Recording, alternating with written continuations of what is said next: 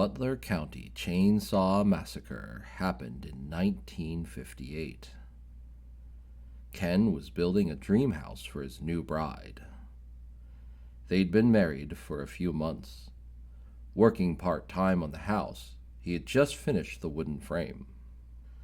His wife, Mary Ann, came up to him while he was working. She said that she was leaving him, that she had found someone else. In a fit of anger, Ken screamed. He ran to his truck and grabbed a chainsaw. In a brutal rage, he cut, and he slashed, and he laughed, until there was nothing left of that house. Mary Ann got a restraining order. It was unexpected. If you would have asked anyone that morning, they would have said they saw a happy couple.